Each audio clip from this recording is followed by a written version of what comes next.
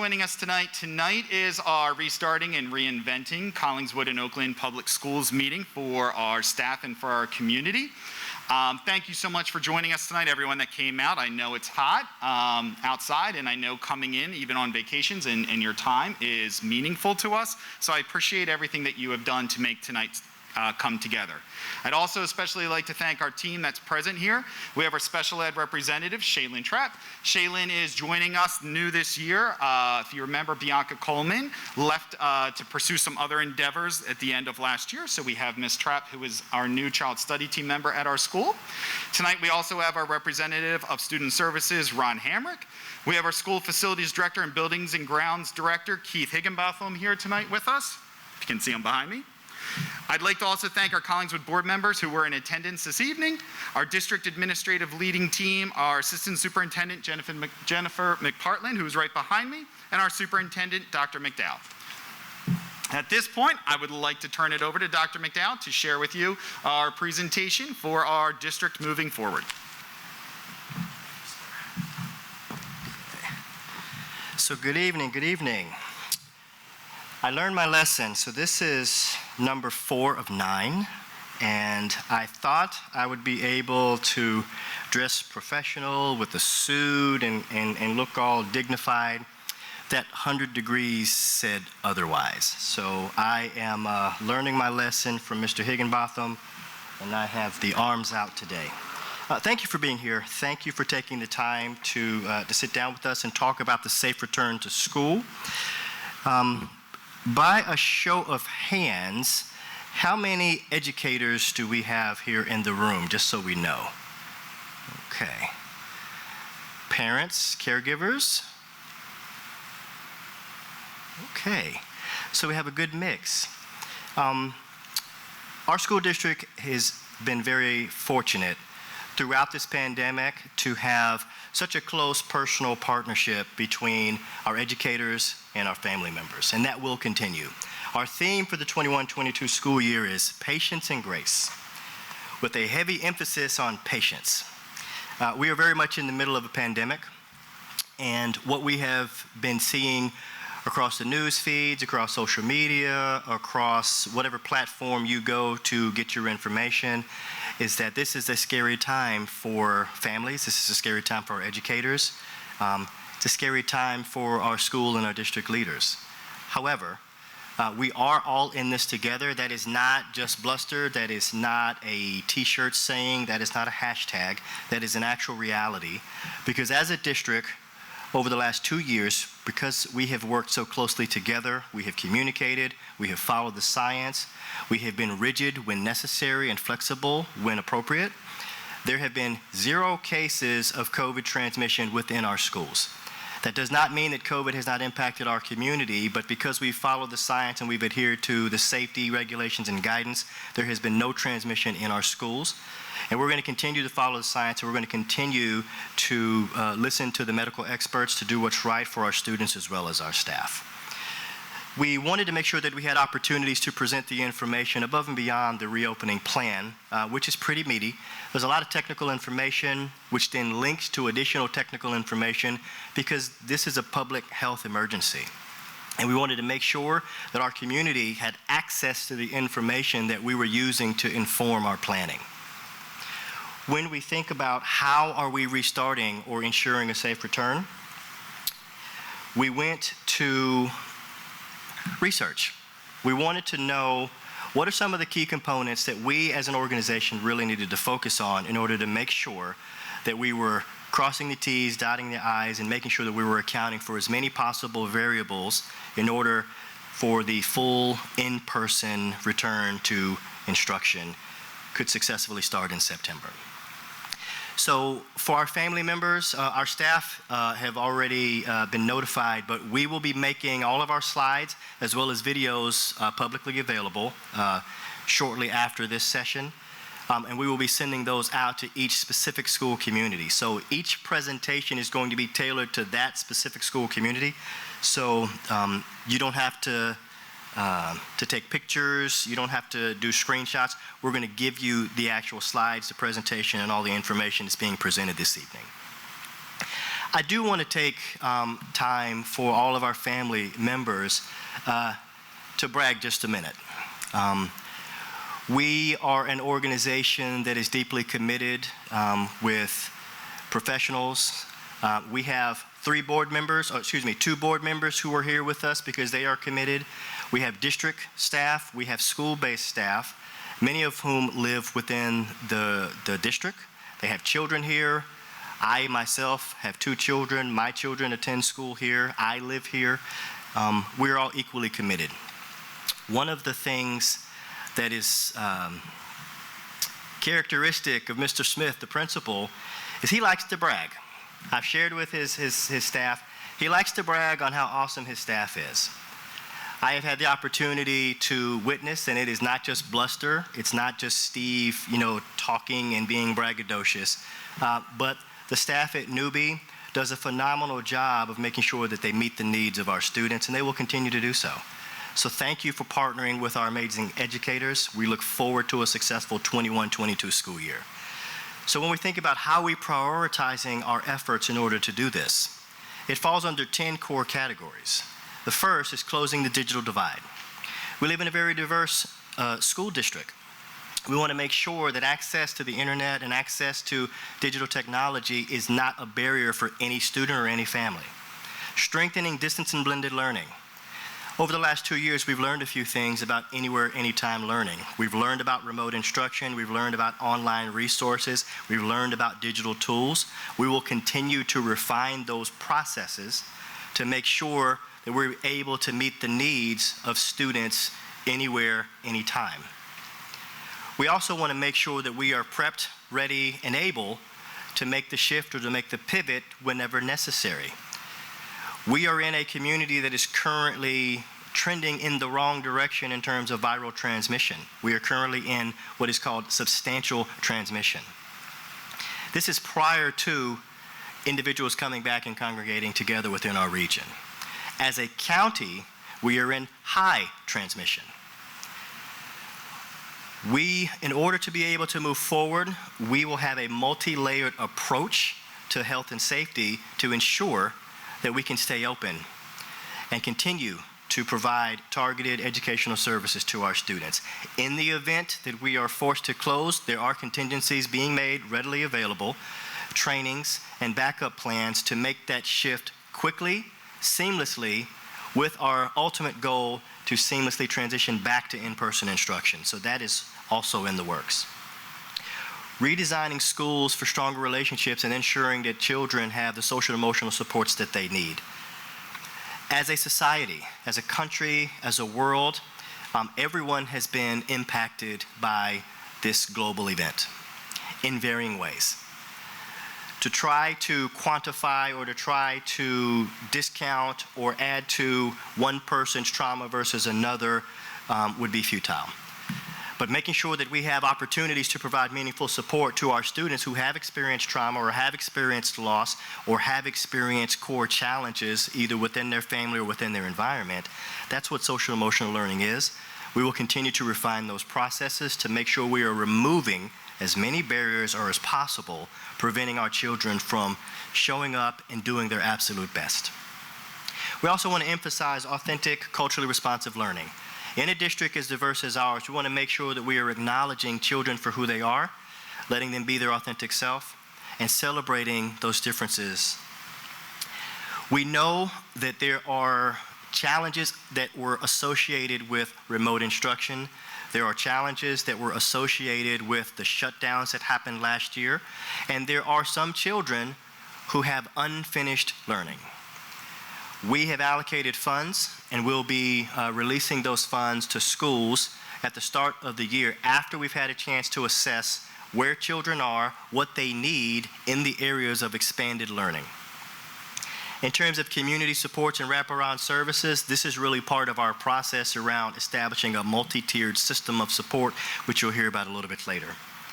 In addition to making sure that our educators, who never signed up to teach in a pandemic, have the tools, the resources, the advocacy that they need to be treated as professionals so that they can make those critical daily decisions in the classroom to meet the needs of your students. And then also continuing to think about how do we leverage the resources that we have to make sure that every possible dollar actually reaches students in the classroom. Sources of information. I can tell you sources that we don't use. We don't use social media in order to determine our decision-making process. We do, however, refer to the New Jersey Department of Public Health. We do refer to the CDC, the Department of Education, the American Academy of Pediatrics, the World Health Organization, and extremely importantly, we had community conversations at every campus the end of this current school year, where we collected data and information through focus groups, as well as having each and every campus engage in an activity focused on identifying recommendations around health and safety and teaching and learning. We used all of the information collected from all of our educators to actually build out our plans. So some of the million-dollar questions that have been asked around this country over the last 6 weeks. Will students be required to wear masks? The answer is yes. Per the governor's executive order, all persons ages 2 and older will be required within school buildings to wear a mask. This does not mean that children will be wearing a mask for 7 straight hours. We will be exercising common sense. We will be trusting our educators to make value calls and judgments in order to strike the right balance so that the educational experience is one of joy for our students. Students will have opportunities to go outside. Students will have opportunities to unmask during lunch. Students will have opportunities to unmask when they are doing strenuous exercise. And then our educators, who have been striking the right balance for the last several years with any challenge that comes their way, will be getting creative and innovative with how do you keep students engaged but also maintain their health and well-being. Will accommodations be made? The answer is yes. We have students who have learning differences. We have some students who are medically fragile. We have some students who have sensory challenges. Conversations around accommodations will take place in partnership between families, case managers, counselors, school nurses, and their physicians. We want to make sure that we are being mindful about what students need, but we also want to make sure that it is a team-based effort to make sure that we are all on the same page to support those children in what they need. Will students need to socially distance? Yes, to the greatest extent possible. In many of our classrooms, social distancing is not an option. Many of our schools are meeting the end of their life cycle in that 50, 60, 70-year period, and schools 50 years ago were not built for a global pandemic in 2021. So social distancing, when appropriate, will be exercised, but in many cases, the layers of protection that we will be exercising will be universal usage of masks, routine hand cleaning, and then spacing students out when and where appropriate. Will lunch be served at school? To parents, yes. We will be running a full school day with after-school programming beginning probably late September, early October, in order to create the types of educational experience that our children deserve. Lunch is a very important part of socialization for our students, especially our youngest learners. So we will have a very strategic approach to how we offer lunch. You'll hear more about that from Principal Smith. How is the district maintaining healthy facilities? This is a core challenge because we have a lot of facilities, varying degrees of years, varying systems, built in different periods of time, in different decades with different standards. So I felt that the most appropriate person to share that information with you is our Director of Buildings and Grounds, Mr. Keith Higginbotham. Keith?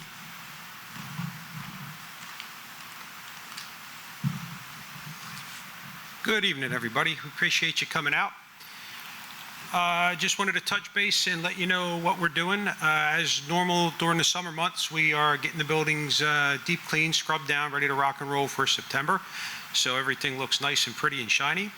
As Dr. McDowell mentioned, we are following recommendations of the CDC as far as spacing students to the greatest extent possible within classrooms. This time last year, we tried to keep everybody 6 feet apart. So we put a lot of furniture into storage and stacked it creatively and tried to make it fit and space students out as much as possible. We did go back to 3 feet between students over the spring recess. So we are trying to set the classrooms up in a more traditional manner to fit as full classroom schedules while keeping the kids as far apart as we can possibly maintain. As far as steps we're taking, we are continuing to monitor any cleaning products. All the disinfectants that we use are rated for kill claims against SARS-CoV. We've also installed touchless sensor hand sanitizers in every location now. The product that will be in those units will contain at least 60% alcohol, which again is recommendations from the CDC to kill the virus on hands. We've increased the frequency of cleaning high-touch areas, so doorknobs, light switches, handrails, crash bars on doors are getting wiped down regularly throughout the day. We're also ensuring that all student desktops in every classroom space are wiped down and disinfected every night. We are also utilizing electrostatic guns, Victory brand guns, to help us in our cleaning efforts to be as productive as possible. Wanted to talk to everybody about ventilation concerns. The American Society of Heating, Refrigeration, and Air Conditioning Engineers, that's ASHRAE, they set the standards for all building renovation as far as ventilation. That is what the architects and engineers use anytime we do new construction or renovation. So we follow their guidelines. We have been fortunate over the years that the board has maintained the systems throughout the district. We have older buildings, but our ventilation systems have been retrofitted. And we bring in outside air through units, and everything is run across filters. So we are following ASHRAE's COVID standards. They're calling for increased inspection and maintenance of all makeup air units and classroom unit ventilators. So all of our units are inspected quarterly. We've bumped up our rotation, so it's being checked at least quarterly. Ventilation recommendations are to increase run times to start at least 2 hours prior to times of building occupancy and 1 hour after building occupancy in order to get more changeovers of air. We've taken it a step further, and we are running our buildings 24 hours a day during all periods of student occupancy. So in the elementary schools, that's typically 5 days a week. In the high school, middle school, that's typically 6 days a week, sometimes 7, depending on how many outside activities we're hosting. As far as our filtration, we've put MERV 13 filters in every area that we can to try to cover the filtering of the makeup air.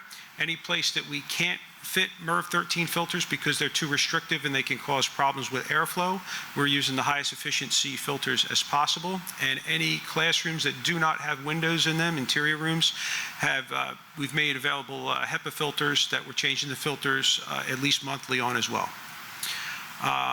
Additionally, as part of our air cleaning protocol in the cafeterias, the areas where students are going to be removing their masks, which is the #1 barrier to prevent transmission, we've purchased and are installing bipolar ionization units. Bipolar ionization works by electrostatically charging the air particles, and it helps any kind of viruses, germs, mold spores, pollen to actually become energized and stick together, clump together, so they are more easily trapped in the filter media. So you may have seen in some of the larger districts in North Jersey at the beginning of the pandemic, they tried to put hydroxyl generating units in the classroom, especially in areas where they didn't have proper ventilation. That ended up being an indoor air quality issue because hydroxyl generators in a small space can produce ozone, which is not good, especially for kids where there's no safe exposure level. So the first thing we did is when we saw these bipolarization units and the salesmen come in and say, hey, this is the greatest thing, you need this, my question was, what about ozone? So every unit we've purchased and will be installed meets the Underwriter Laboratory standards, and they produce less than 5 parts per billion of ozone, which is the higher standard that you can get. We're also going to continue to follow indoor air quality standards. So as far as windows for the most part, as long as we do not experience any unforeseen problems with our air handling units, windows will remain shut in an effort to prevent outside contaminants from being brought into the building. If we open windows, we increase indoor humidity levels, especially when the temperature is as nasty as it is outside this time of year. We also run the risk of bringing pollen allergens, mold spores in, which can be a problem with children with allergies and asthma triggers. So our best bet is, with the type of system we have and the type of filtration we have, is running everything across the filter media and keeping those units running 24 hours a day. That way we're making sure we got plenty of fresh air within the buildings. So that's all I got. Thanks for your attention.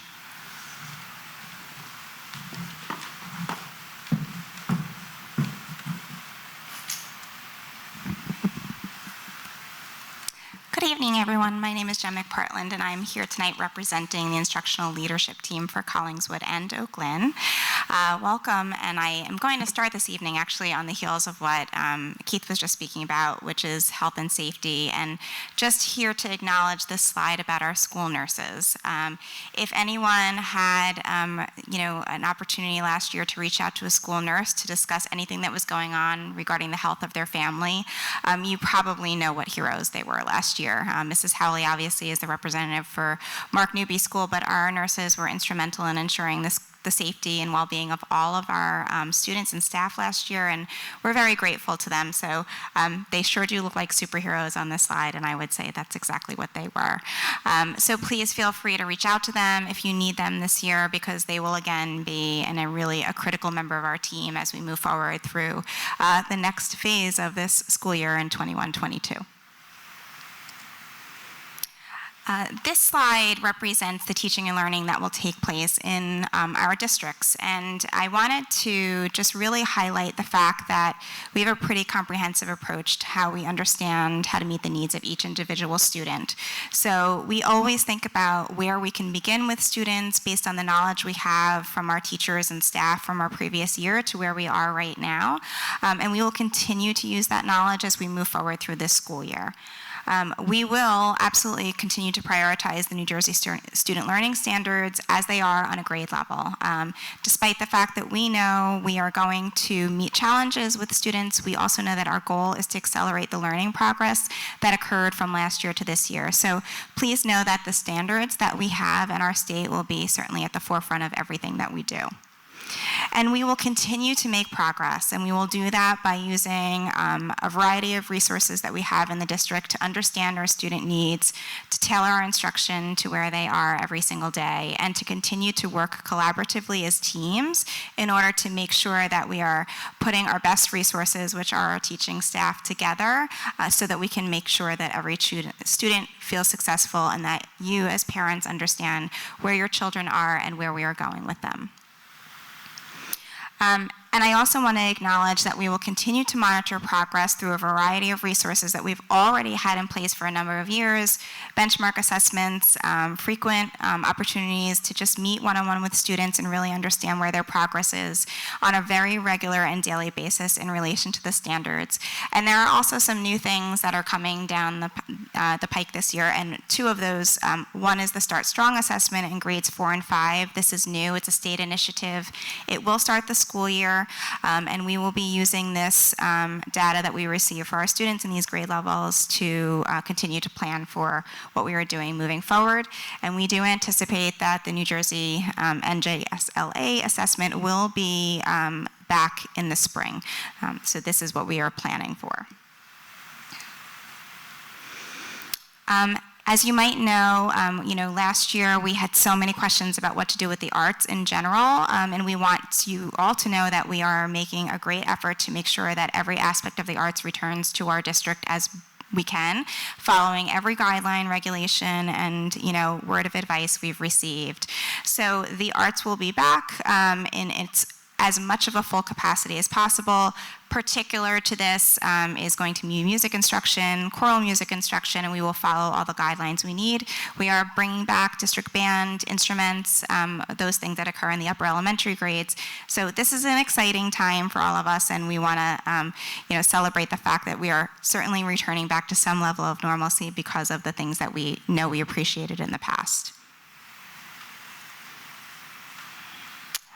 This slide is actually dedicated to Dr. Whitehouse, who's our supervisor of special services. And as you may be aware, we have a pretty comprehensive special services team that works with our students, our staff, and our families on a variety of different ways.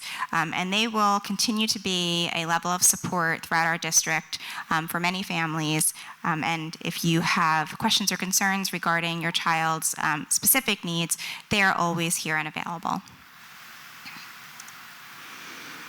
And finally, I just want to mention that as a district this summer, there has been a team of members of Dr. Whitehouse's special services team, as well as teachers in our district who are working to refine an MTSS, a multi-tier system of support framework.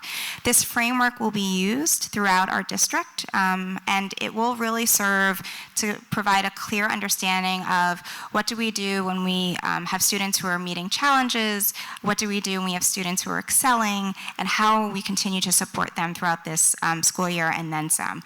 This is a pretty heavy lift of a task that we have been really striving to accomplish in this district for a couple of years now, and we will absolutely continue to refine this practice and the framework over the course of the next few years, but we're pretty excited about the work that has been accomplished this summer. And so before I turn this over to Mr. Smith, I just really wanted to finish by letting everyone know that as our leadership continues to prepare, we want to assure your family that we will lead by example, we will remain flexible in our approach, and we will continue to advocate for what is best for every child in our care. We remain committed to keeping the social emotional learning environment at the heart of all of our practices, and we look forward to many rewarding and engaging, fulfilling experiences with your child throughout this school year. And I will now turn this over to Mr. Smith.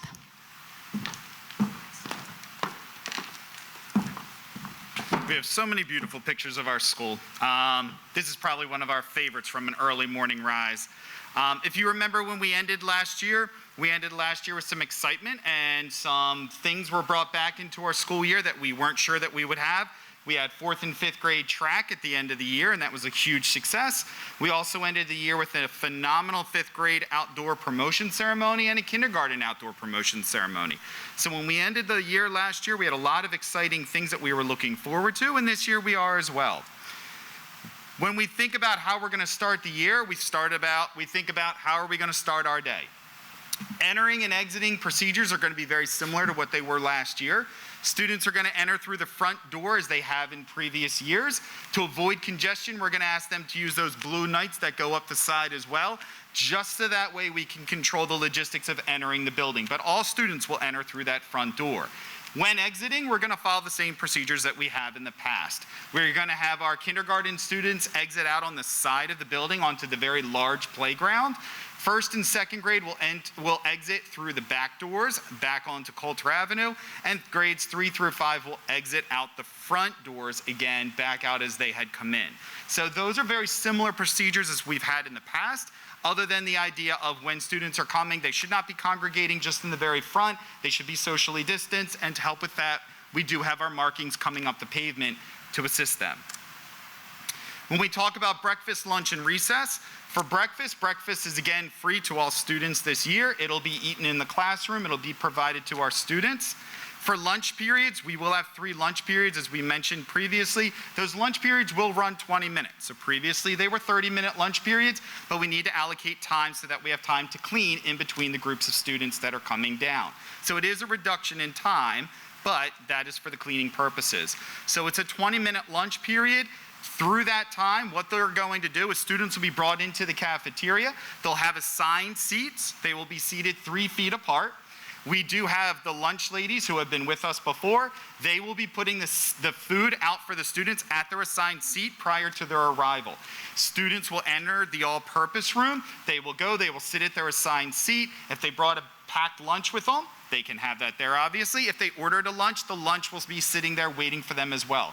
Lunch is also free to all students this year. Milk is also being available to everyone, whether they packed or they ordered as well. Due to time constraints, 20 minutes is not a huge chunk of time, so we are eliminating the snacks, at least at this point in time, to start the year out, just to facilitate a smoother operation down there. Doesn't mean they can't obviously come with some snacks inside their lunches, those sorts of things, or if they're ordering, they can always bring a snack with them, but we will not be serving snacks at that point in time. There will be a 40-minute socialization period afterwards where the students will have the opportunity, they'll be outside as well as inside for different periods throughout that time. The side playground is also available. We're encouraging the students, obviously, in maintaining that they have social distancing on that side where the kindergarten traditionally has recess. They'll have that available as well. We're very proud of our outdoor spaces. That's our rain garden. Before it grew to what it is right now, we're looking to thin it out actually, but our outdoor space is absolutely gorgeous. We ordered some additional stumps to put some more seating outside. We ordered them through the Camden County Parks Department. We ordered them in, let's say, April or May. They baked all summer long, so now they are nice and dried out, not sappy or gross. So our students are going to be able to enjoy those for the fall when they come back. We also ordered additional circular picnic benches. We already have 4 that are out there, so now we'll have 6 with umbrellas. And Mr. Higginbotham was nice enough to replace one of our large white event tents, which are 10 by 20, which is nice and large outside to give us shade. Because sitting outside in an outdoor space is nice, having shade makes it even better. So we have those things available, and the PTA was nice enough to also donate 10 by 10 tents last year, so we're able to bring them out, assuming it's not windy, but we can bring them out for additional shade as well. It's a picture from our track and field day. We're very proud of that. For school visitors, when we have school visitors, just like we did last year, school visitors are more than welcome, but they have to have an appointment ahead of time rather than just simply showing up at the building.